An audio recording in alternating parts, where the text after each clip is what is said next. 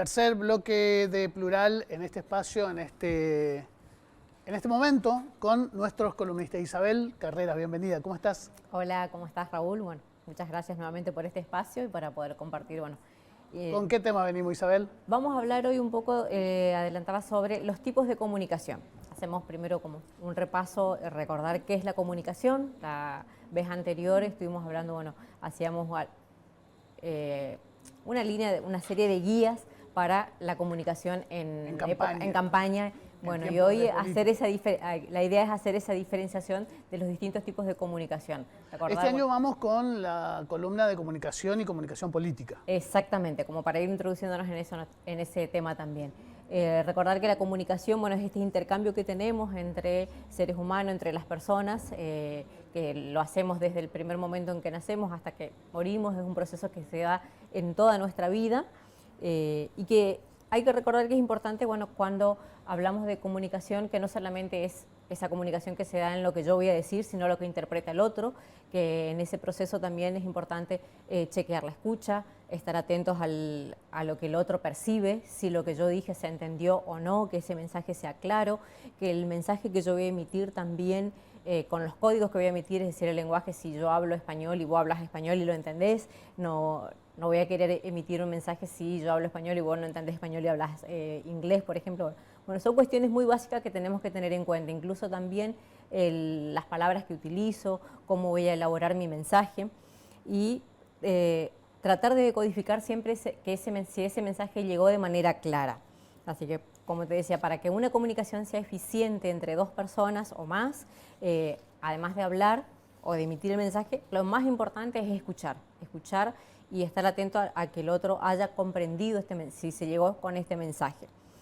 Y hay distintos tipos de comunicación. Está la comunicación verbal, que está compuesta justamente por las palabras, que es las palabras que emitimos. También está la forma oral y escrita. La oral es la forma en que nosotros verbalizamos estas palabras, y después están, el código escrito, que a través de la escritura.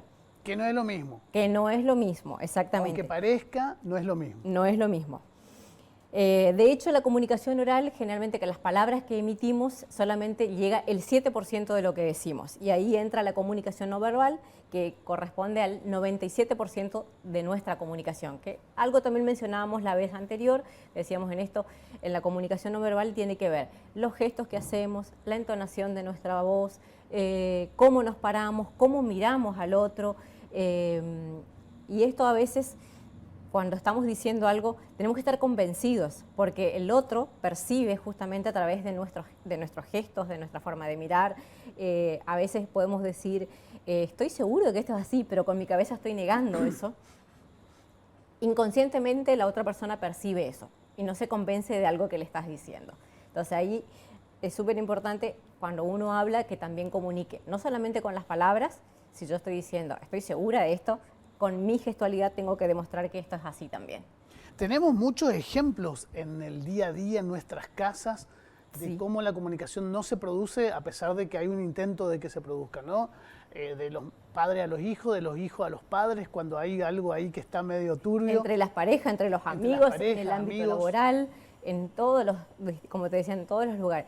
Y muchas veces pasa por esto, por no escuchar y estar atento a lo que te dice el otro.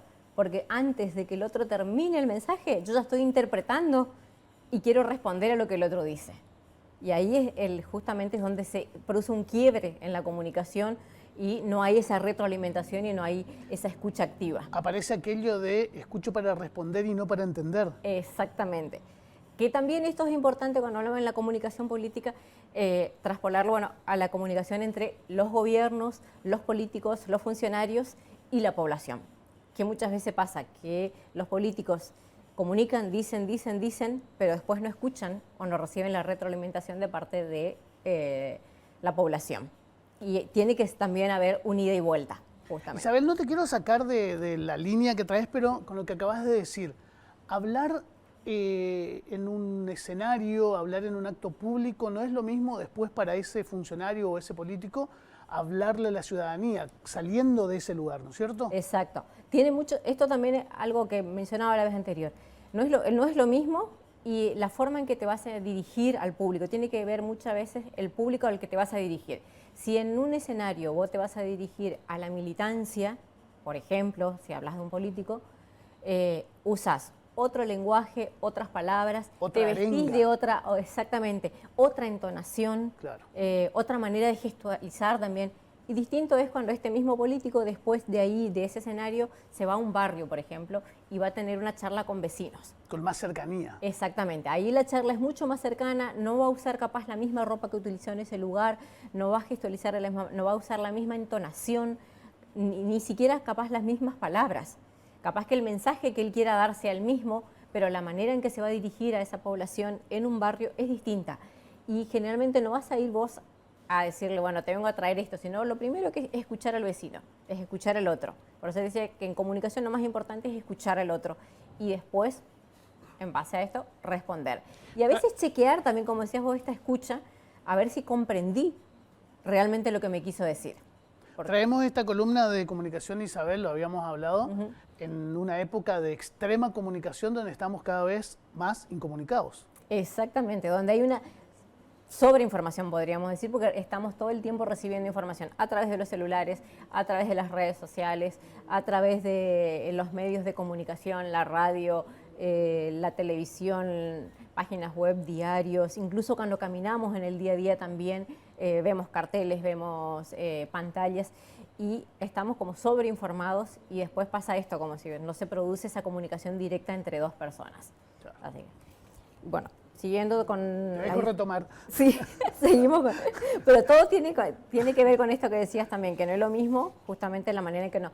Después tenemos la comunicación gráfica, que tiene que ver con esto, con todas las ilustraciones, todas las imágenes que vemos en la vía pública, también en los libros, en la gráfica, en los diarios, en las páginas web, o cuando recibimos un folleto, que esa es la parte de la comunicación gráfica. Insisto de nuevo que la comunicación, bueno, es casi una necesidad para todos los seres humanos y y es algo inevitable que se da en todos los ámbitos. Y por eso la importancia justamente, y como te decía, bueno, la política no está ajena a esto y por eso es que quienes gobiernan o quienes cumplen una función pública deben comprender la importancia de cómo comunicar, cómo llegar con su mensaje, que muchas veces no es solamente hablar, sino también escuchar al otro. Y ahí hacemos otra vez una diferenciación de los distintos tipos de comunicación. No es lo mismo hacer comunicación gubernamental, que la otra vez hablábamos de comunicación para campaña. Yo no voy a hablar de la misma manera ya siendo funcionario, o un funcionario no va a hablar cuando ya está electo, cuando es gobernador, cuando es intendente, que cuando está en campaña. Cuando está en campaña está, bueno, dirigiéndose a la población para conseguir votos, para contarle cuál es su plan de gobierno, qué es lo que va a hacer cuando llegue. En el caso de cuando llega ya, cuando está en gobierno, es distinto. Tiene que comunicar ahí, bueno, hablar con los ciudadanos, informar sobre lo que va a hacer.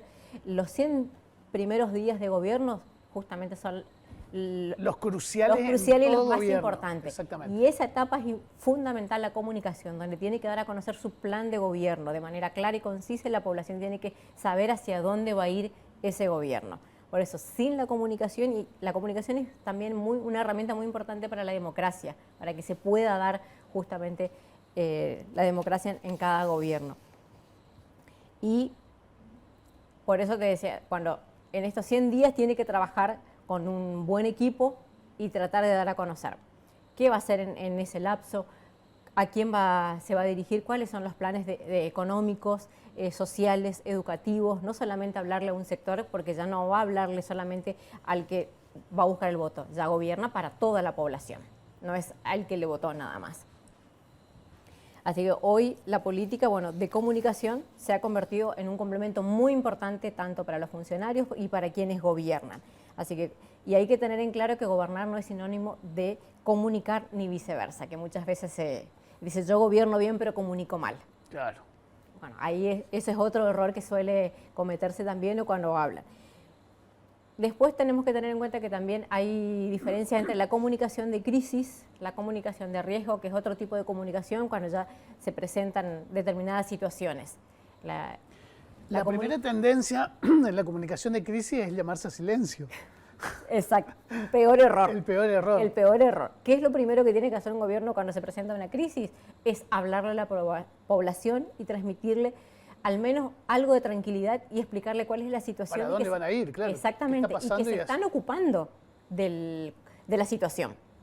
Y previo a eso, siempre hay que trabajar se habla de comunicación de riesgo, que esta comunicación es la comunicación que se usa para educar a la población, para incentivar e impulsar a que hagan determinados actos, determinadas acciones. Por ejemplo, es fundamental para evitar emergencias sanitarias, que se utilizó mucho, bueno, cuando vamos a hacer una campaña, por ejemplo, para prevenir la transmisión del dengue. ¿Qué le digo a la población? ¿Cuáles son los recaudos que debe tomar en su casa? ¿Qué debe hacer para evitar la propagación del mosquito? Bueno, todo lo que se refiere a educar a la población para que haga determinadas cosas y evitar que se propague una enfermedad, por ejemplo. Se utiliza también la comunicación de riesgo, bueno, para evitar accidentes, para evitar incendios y otro tipo de cosas. Y evitamos con eso llegar a la crisis, pero llegado a la crisis tenemos que... Hay que actuar también. Exactamente, y ahí es mucho más rápido y hay que estar preparados. Y para eso también, otra vez, importante, contar con un equipo. Bueno. Isabel, siempre te hago la misma pregunta porque, bueno, conozco la respuesta. ¿Por qué es importante todo esto? ¿Por qué estamos hablando de todo esto? Porque esto nos ayuda justamente a mejorar como ciudadanos, como gobierno. La comunicación es justamente para tratar de lograr que haya una sociedad en la que podamos entendernos, comprendernos y lograr esa mejor relación, que la población sepa hacia dónde va un gobierno y que también cambie la imagen de los políticos, que muchas veces, como decías vos, cuando ocurre una situación de crisis, ¿qué hace la gente? Se calla. Apagan los teléfonos. Exactamente. Y ahí es donde tenemos que buscar justamente mejorar esta relación. Y la comunicación, como decía, ayuda a la democracia, ayuda a que haya una mejor sociedad y a que la gente pueda vivir en armonía. Buenísimo, Isabel, muchísimas gracias. Nosotros hacemos una pausa y seguimos con más Plural.